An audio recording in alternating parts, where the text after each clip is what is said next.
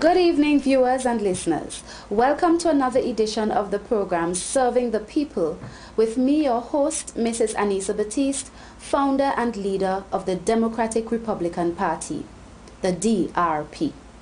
Let us please start with a word of prayer.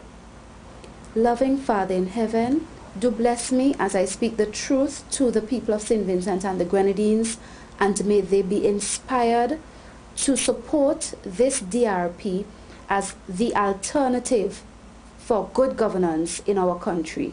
In Jesus' name I pray with thanksgiving. Amen.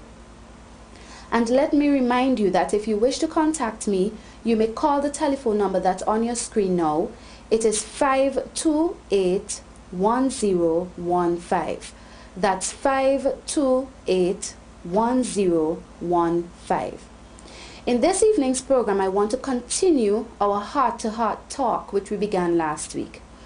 And I want to make it absolutely clear to you, my dear people, that as you look at the situation in our country and the constant fighting and confusion between the two major parties, the ULP and the NDP, it is evident and it is clear that the DRP is the real alternative for good governance in this country.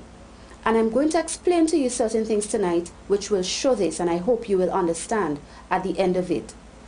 I want to reflect continually on the argument that has been taking place concerning the issue of what happened last week with the budget and the issue of the opposition not debating, the ministers of government not debating. I want to reflect some on that because certain claims were made, particularly in the opposition NDP's press conference the day after the budget was wound up, and the claims that were made by the opposition are simply misleading at best. They do not reflect the truth of the situation, what can and cannot happen, and I have to come and tell you the truth about that, my dear people.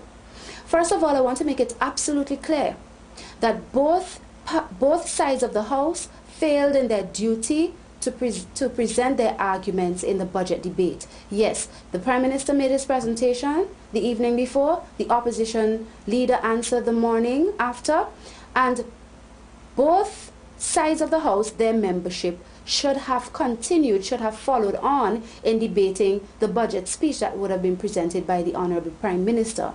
And in that regard, since none of them did it, they all failed in their duty towards the people of this good country in presenting the budget debate. Having said that, I wish to play some clips and to comment on some of the things that were said by the opposition in their press conference the following day. The first clip I would like to share with you is audio of the Honorable Annim Eustace speaking about why he claims his party did not present their budget debates, the other members on his side. Listen carefully. You only had a one-day budget debate. The Prime Minister's, after I made my presentation yesterday in reply to the Prime Minister, none of the ministers of government, after the Speaker asked for the continuation of the debate, got up to make any presentation. It was repeated more than once, and none got up.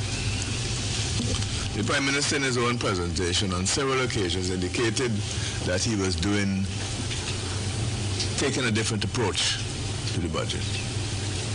He would deal a lot with the issues affecting the storm, and he would have an appendix that dealt with the economic issues and some of the policy issues. And he did that in his presentation on Monday evening. I, as leader of the opposition, was expected to reply to his presentation, and I did so. When the call was made by the Speaker for the continuation of the debate, no government minister got up. The budget is the government's presentation of how they see and what they are going to do about this country, its economy, and in other areas over the coming year. It is their responsibility to present to the public what they're going to do. What am I going to do in agriculture? What am I going to do in tourism that I have not done before? How do I see the economy growing as a result of what has happened? And therefore, ministers will therefore be expected to place and put forward the government's view and their plans for the particular year. The opposition, on the other hand, has to listen carefully to those presentations. And we have persons who have shadow responsibilities. Everyone knows that Honorable Patel Matthews is the Shadow Minister for Agriculture. So when the Agriculture Minister speaks, he is expected to respond and give his position, our party's position, on the agricultural sector. You can't expect the opposition to get up and give the government's position. The government is in charge of the affairs of the country. It is their responsibility to present to the people of this country. Listen, this is what I'm going to do for 2014. You know, the budget is a must, you know. You must be able to say to your people in your country, you must be able to say what it is, having been elected, what it is you are going to do for the people of St. Vincent and Grenadines in 2014. How will you improve their lives? How will you improve their income? What are you going to do about investment in our country? What are you going to do about the private sector in our country? That is the government's responsibility. And we will examine those presentations. We may agree or disagree, and we'll have our own proposals also to make. But we can't be expected to first speak on the budget. And the Prime Minister made it clear in his presentation that he was not going down that road too much to get into the detail of the various ministries. The ministers will speak for themselves. Yes, my dear people, you heard him talk about how it is their responsibility to present to the public what they're going to do, referring to the government side. And he also said that the opposition can't be expected to speak first, to present first on the issue. And he also referred to the Prime Minister's promise in his budget debate, which is true. He did promise that his ministers will speak for themselves or speak in detail. Okay? The opposition leader also said that nobody expects you to give the government's position but your position. Well, hey, nobody expected the opposition to give the government's position. What the good people of this country expected was that you would stand up and point out the things that were wrong in the Prime Minister's speech, if you saw them as wrong, and also to give your alternative views, your proposals for how things could be better. That is what you ought to have done, and you didn't do that. And this issue of it is the government's responsibility to present first and to speak first, I'll come to that in a little while, but it really is not reflected like that in the standing orders. There are no rules which say that the government ministers must speak first before the opposition speaks. But let's listen to some more of what the opposition members had to say in their press conference. I want you to listen to this next audio, and this is of the Honorable Anam Yusuf as well. Listen carefully. I close by simply saying that the government of St. Vincent and Grenadines, the ministers of the government of St. Vincent and Grenadines, had the responsibility to come forward to the public yesterday to explain what they intend to do in their respective ministries for the development of St. Vincent and Grenadines, and how they are going to deal in their specific ministries with the question of the disaster. They didn't do so, and the opposition takes no blame for that. We left, and if I had to again, I'll leave again. Yes, my dear viewers, you heard the Honorable Anam Eustace basically reiterating that what they did was right, because he said we left, and he basically said that if they had to do it again, he said, I will leave again.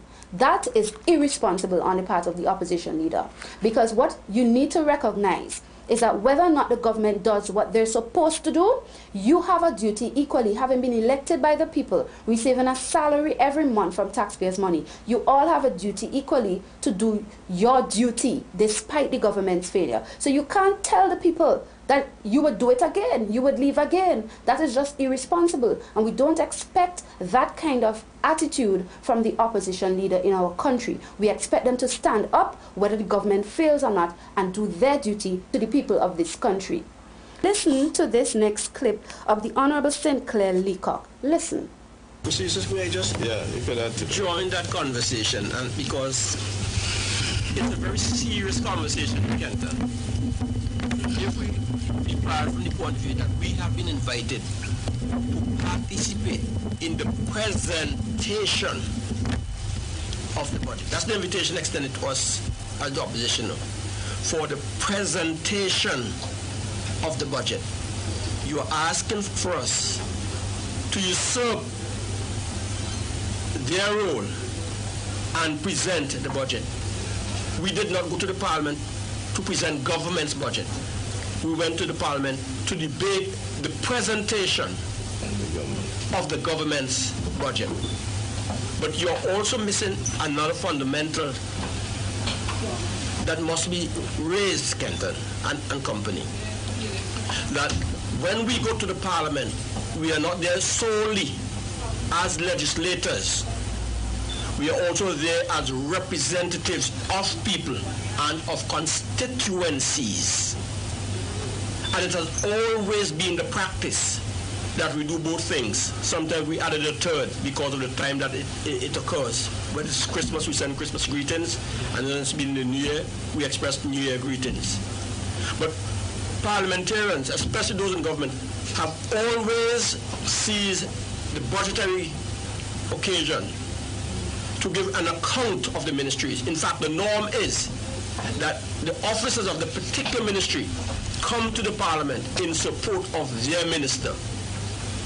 And then they speak directly to the constituencies that have given them the privilege to be in the parliament and explain the budgetary provisions around their responsibility towards constituencies. That was the abdication yesterday. That was the insult yesterday. It was a dereliction of duty by the government of the day. And how do you think walking out, like the opposition walking out, might have helped that process? Well, if there's no presentation, there's no purpose for us in the parliament to fulfill the invitation. Yes, my dear viewers, did you hear that? He describes the government as absconding basically from their duty. And he pretty much said that there was no presentation, there was no purpose for them, okay, to fulfill their invitation. The fact of the matter is, the Prime Minister presented the budget speech the day before. So there was something, there was a presentation for the opposition members to respond to, even if the government had failed in their ministers getting up to respond. The fact of the matter is, it is not only the government who didn't do their duty. You, the opposition, didn't do your duty either, because you are all members of the House by election and appointment, and the rules of the House plainly show that all members are expected to debate the budget, not just some, or it doesn't speak about the issue of the order of how they should debate, and that if the government ministers don't debate first, the opposition don't have to debate. No, no, no, no, no. All of you were supposed to have debated the budget. Now, when you listen to the chairman of the New Democratic Party, Dr. Linton Lewis, in this next clip, you will observe that he points to the rules of the House to strengthen their position that the ministers should have spoken first. Listen carefully. In the rule of the House, it actually anticipates that the ministers will speak first. It says the Prime Minister, who will present the budget for 4 hours, then the leader of the opposition, then the ministers of government, then other members of parliament, and then the closing up by the Prime Minister, 3 hours, that's the Rule 62. So even the rules in the House anticipate that the ministers of government will speak. Yes, dear viewers, you heard it for yourself. But let me tell you what the rules of the House say. And I want you to note that the rules do not say that the ministers have to speak first. It doesn't speak at all to the issue of order of presentation. It simply highlights how much time each grouping of people would have. It's Rule 62 in the standing orders, and it's under the topic presentation and second reading of appropriation bill. 62 subsection 4. It says, in a debate on the annual financial statement and budgetary proposals, the following time limits shall be observed. It says nothing about which order they should speak, but it says the following time limits shall be observed. A, the Prime Minister, if he is not the Minister of Finance, 4 hours.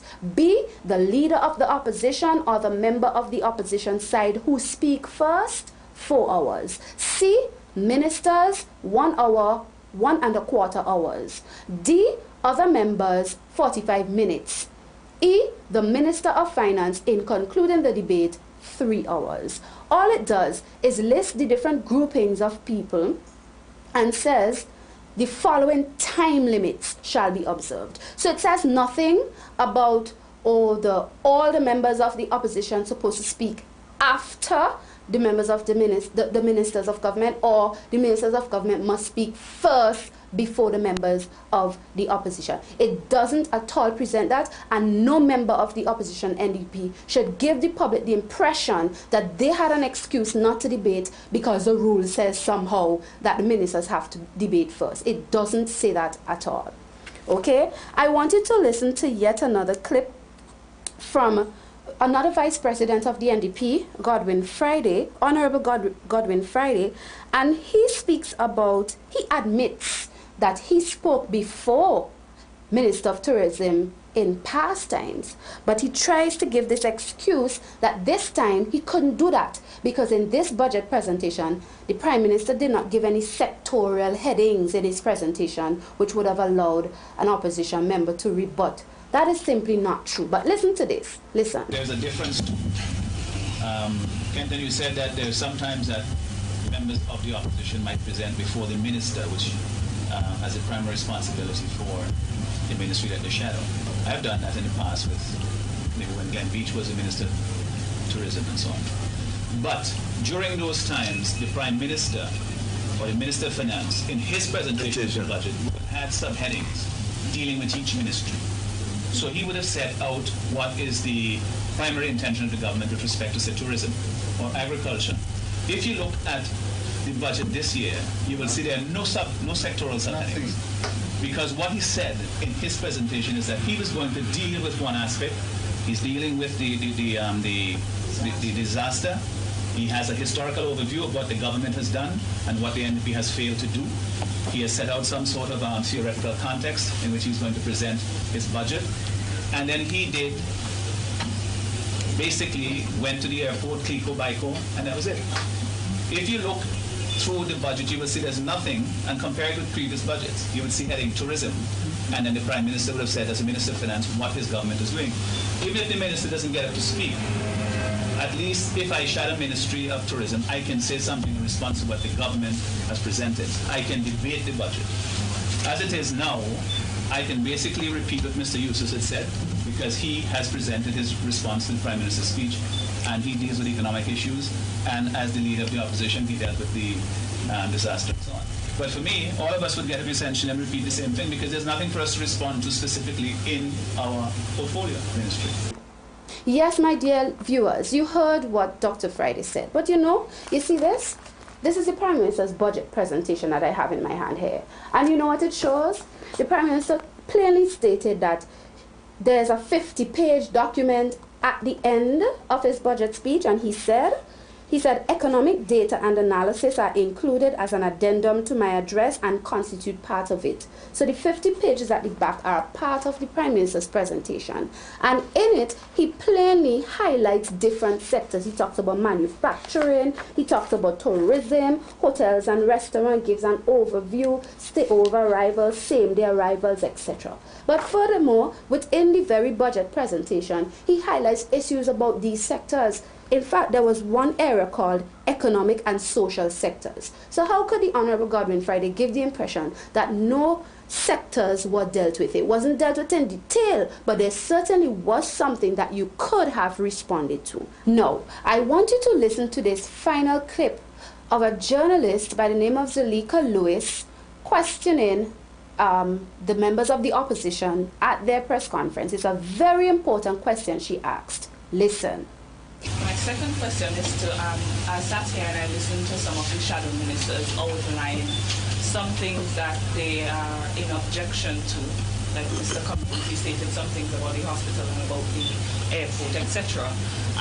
It's surprising to me that you're actually making these comments today, seeing that you, well, the ministers didn't say anything yesterday and you felt that they didn't say anything, so you did not need to rebut or debate or say anything, yet you're making those comments today. So I was wondering, does it really make any sense today to make those comments here at the press conference when you're stating yesterday that the minister didn't say anything, so you didn't feel the need to reply, yet you're saying some of those things today? These are matters of state, and you will be hearing a lot more from us on these and several other matters. The budget address is one forum. There are several other forums at which we continue to bring to the attention of the people all that's happening or not happening in this country. Yes, my dear viewers, it's the same question we were all asking. You could come in your press conference that day and speak about issues in the budget. You said that you couldn't do it the day before because the ministers had not spoken. So how come just one day after, even though you hadn't heard the presentations of the ministers, you were able to come and speak to issues in the budget? You see, this is the kind of dishonesty and misleading of the nation that I cannot tolerate. And it is unfortunate that this is taking place by people who want to take the reins of power and to become leaders in this country. It is unacceptable. The fact of the matter is, and I want to quote something very important to you from section 62, subsection 3 of this rules of the House, the standing orders. This is what it says. After the Minister of Finance has made his budget speech, the motion for the second reading of the bill shall be seconded formally, and the debate thereon shall commence the following day, and shall be confined to the financial and economic state of the country and the general principles of government policy and administration as indicated in the bill and the estimates. I want to point this out very carefully. Listen to what it says. It says that the debate is supposed to be confined to the financial and economic state of the country and the general principles of government policy and administration as indicated in the bill and in the estimates. In other words, even though the opposition is arguing that the government ministers did not get up to argue and to debate their areas in the budget, the estimates debate had already taken place in December of 2013. And the rules of the House say that the budget debate is supposed to be on general principles of government policy and administration, which are also found in the estimates. So you could have, by your understanding of the estimates, which you all debated in December, you could have gleaned the general principles of government policy from what the estimates say, how the government is going to spend in different areas, tourism, agriculture, energy, etc. And you could have still presented something. So it is really a lame excuse for the opposition to say that they were not in a position to debate because the ministers did not get up first and debate. My dear people, do not be misled. It is not true that the opposition could not have done better. They could have. And in fact, it was their opportunity to put the government on its back foot and show that they are leaders. But what have we come to in this country? This is the point of the matter. We have come to a situation in our country politically where neither government nor opposition doing their duty as they should. Because they're playing games with one another, they're looking to score political points and not looking at the interests of the people and the welfare of the country, generally speaking. This is unacceptable. This is not the kind of representation you will get from this Democratic Republican Party led by yours truly. We believe that the people must be up front and center. And whether or not our opponents want to try games with us and try to make us look like we are weak or whatever, we will stand up. We will take the initiative. We will be the leaders. We will show that we have matters under control and we know what we're about, and we will do our duty always. We will not say to you, like the Honorable Anim Yusuf, leader of the opposition, said. He actually said in one of the clips that he left and that if he had to do it again, I will leave again. That is what he said. No, no, no, no, no. The DRP will not do that. We will stand up and we will present. And this is why I'm appealing to you, my dear people. Consider the kind of confusion and fighting that is continually going on between the ULP and the NDP. There seems to be no peace. There seems to be no rest. It's always one thing or the other. If the government didn't get up and debate the government side, then the opposition make an excuse that they couldn't debate because the government didn't get up. And it's a set of rigmarole, as we would say, and the business of the people are not getting done. And so I'm appealing to you. I have already said to you that in very shortly I will be presenting a budget to you based on what was presented by the Honorable Prime Minister, as well as ideas from the DRP as to how we could make the country make money and cause production and put people to work. Okay? And when I speak these things to you, I want you to understand it is because we realize we have a responsibility at the DRP to serve you, the people, and not to be bickering and fighting and not getting things done. So please, join us. You can call our number. It's 528-1015. You can get a membership form. You can join the DRP. You can let us talk about who you want to see as candidates in your area. Let us come together and provide new candidates to the people, serious people who will serve the people, who will do their jobs and not find excuses not to do it, and not looking at the other side, but keeping focused on the people and service to the people, which is one of our watchwords. So join the DRP. Call us on the number 528-1015, and you, Vincentians, will get true and good representation by the grace of God. Until our next program, may God richly bless you. I am Anissa Batiste for the Democratic Republican Party. Amen.